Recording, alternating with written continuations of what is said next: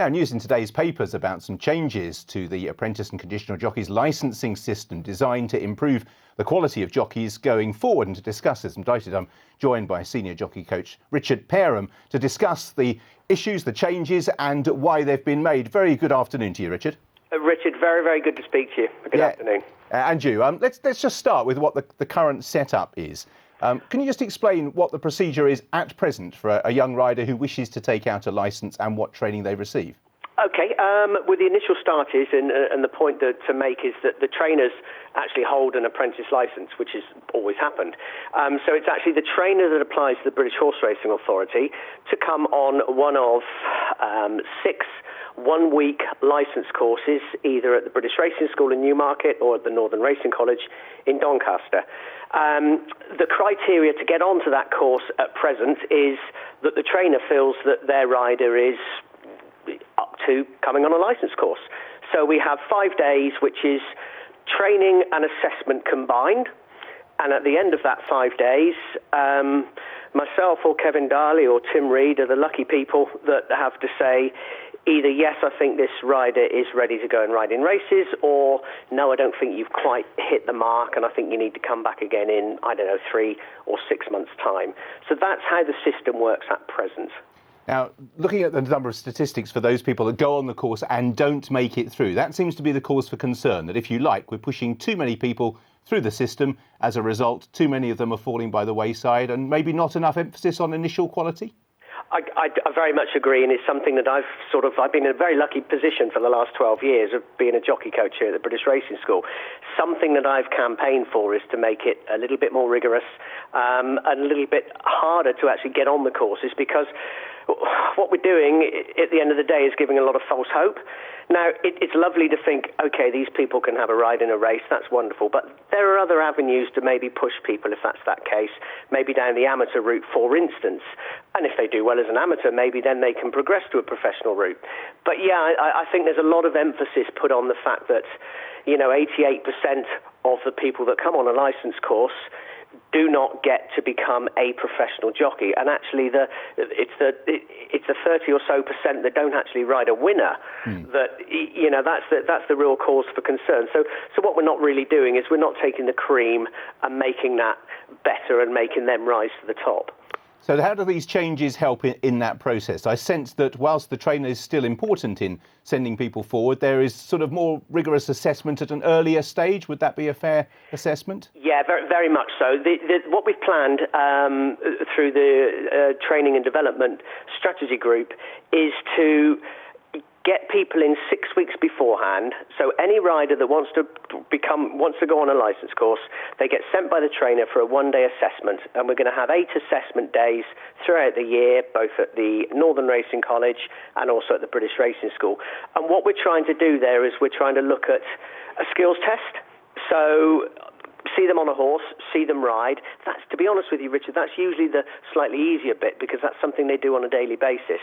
But they're also going to have to take a fitness test, and it is a rigorous fitness test as well. And also we're going to discuss to them on the day about their basic knowledge and maybe, dare I say, how much drive they've got to become a professional athlete, because we're not going to get away from the fact that actually we're asking these people to become professional athletes. And at that stage, 6 weeks before the course, I'd expect somebody to be really driven to actually get on that course. They're not going to be the finished article, of course they're not, but they're going to have to show myself, Kevin Darley, Tim Reed, Philip Robinson, who are all going to be in the pre-assessment process. These young riders are going to have to show us that they really want to get on a course, and it's going to be valuable for them. So effectively, it's sort of showing a competitive nature at an early stage, if you like, even competing for the actual course place, and then rides further down the line. Yeah, absolutely. And then what that does also is it gives somebody 6 weeks to focus on what's actually coming up. So when they actually come on the licence course, and I've seen this over the last 12 years, that people will turn up on day one, they'll take the fitness assessment and they'll say, cool, that was hard. Well, of course it's hard. You're taking a fitness assessment to become a professional jockey. Now, if they've already done that and just about scraped through 6 weeks previously, what I'd like to think is they'd come back 6 weeks later on the licence course, and they'd absolutely nail the fitness assessment, and that's part of it. And a perfect example was Tom McQuand, who came on his fitness assessment on his licence course. He got 100%. He was the first English apprentice to get 100% on our jockey's fitness test. He came back a year later on advanced training. He did the same again. It wasn't by pure chance that he was champion apprentice. So there's a huge element of fitness in this, but it's all to do with the skills test as well. Now, obviously, when they come on the course, the other point is that it's been expanded. I think you're doubling in terms of the length, but basically reducing the places and increasing the focus you can give to those people who are lucky enough to get a place. Well, yeah, I think that first and foremost, it's not about reducing places, but it's more about preparing riders for a more of a professional career as an athlete. But yes, I think by that nature, there will be some people that maybe come on a 6-week assessment, or they take a look at a 2-week course and go, actually, that's probably not for me. So probably numbers will be reduced in time. But the extra curriculum that's actually going into the courses, you know, we're going to have blood screening and bone screening. There's going to be communication skills. We're going to be doing more fitness, media training. We're actually going to go to the race course and have a race day so that the young jockeys, get more of an indication of what actually happens on a race day. And there's nothing like going and trying it out. So whereas before with the 5 days, we didn't have enough time to put all these sorts of things in, we're going to put safeguarding in as well as sports psychology and tactical riding, reading form. There's so much more. In fact, the actual curriculum is doubling from, I think it's about 34 hours of training to about 76 hours of training. So, you know, it's a huge step forward in preparing these young riders. And just finally, this is funded by a percentage of the riding fees. If you look right round the world, it's not really the trainers that do most of the driving as to apprentices. There tends to be competition for sort of formal academy places. Do you see this country gradually moving towards that sort of setup? Oh, Richard, I'd love it. I mean, we're making huge steps here, and this is what's happening from the 1st of April.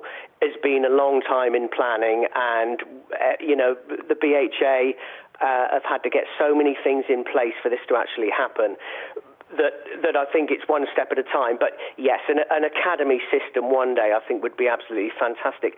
But with that said, Richard, when you think about it, you know, if you go back over the days, the Frenchie Nicholsons and the Reg Hollinsheads and so on, and now most the Richard Fahey's, the Richard Hannons, the Andrew Baldings, they have their own little cluster of academies. And from a training provider such as the British Racing School, the Northern Racing College, when we receive somebody from, and I shouldn't really pick out names, but let's say Andrew Balding, when you receive an apprentice from Andrew Balding, you know full well that those technical, tactical, fitness edges, they're all going to be there, and there's also going to be a basic knowledge. So, you know, there are little clusters of sort of small academies, but I think to have one huge academy, a racing academy in the UK one day would be a huge benefit to the sport. Excellent. Thanks very much for explaining all of that, Richard, and best of luck with those changes and their implementation. Been a pleasure. Thank you.